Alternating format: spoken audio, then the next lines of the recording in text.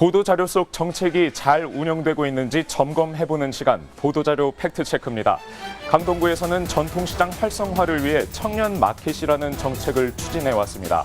전통시장에 청년 상인들을 유입시켜 창업 기회를 제공하고 전통시장에는 활력을 불어넣기 위함이었는데요. 시행 1년 차에 접어들고 있는 지금 강동구의 청년마켓 정책은 제대로 잘 운영되고 있을까요? 보도자료 팩트체크에서 점검해봤습니다. 강동구가 지난해 6월 배포한 보도자료입니다. 명일 전통시장에 청년 상인들의 매장이 들어선다는 내용을 담고 있습니다. 이들이 만든 이색 먹거리와 시장 특화 상품을 판매하는 공동 판매장도 마련했다고 나와 있습니다. 명일 전통시장 청년마켓을 찾아가 봤습니다. 보도자료에서 언급했던 것처럼 음식점과 카페 등 청년들이 사장인 청년마켓 5곳이 들어서 있습니다.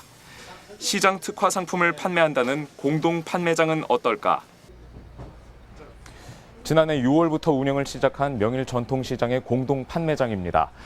보시다시피 시장 특화 상품은 온데간데 없고 쌀과 라면 같은 일반 식료품들만 전시되어 있습니다. 사업 시작 초기엔 시장 특화 상품인 코다리 강정과 청년들이 만든 상품들이 전시돼 판매됐습니다.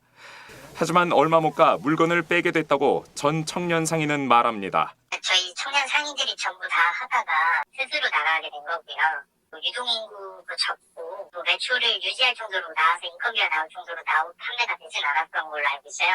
군은 서울산업진흥원과 업무 협약을 체결해 청년 상인들에게 지속적인 멘토링 교육을 진행하고 창업에 필요한 지원금도 제공하겠다고 밝혔습니다.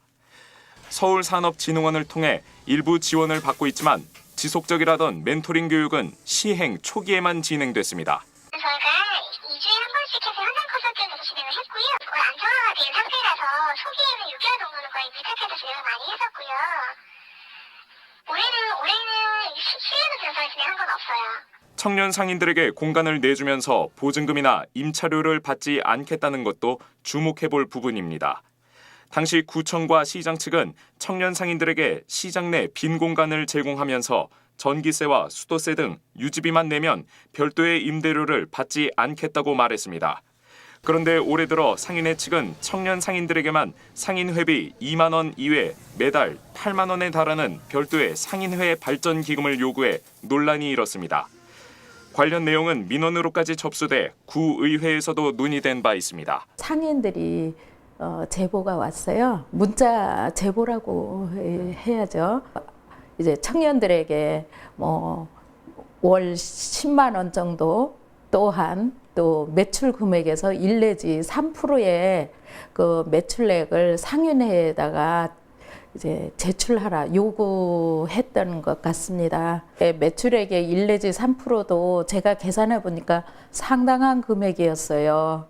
한편 상인회 측은 이 같은 내용에 대해 청년 상인들이 시장 상인들의 도움으로 성장하고 있는 만큼 이에 대한 보답으로 청년들과 장학기금을 조성하려 했다는 입장입니다. 1 내지 3%를 장학기금 명목으로 청춘 마켓을 자기들 위주로 장학사업이나 그리고 돼가지고 자기들 홍보 위주로 하면 좋겠다.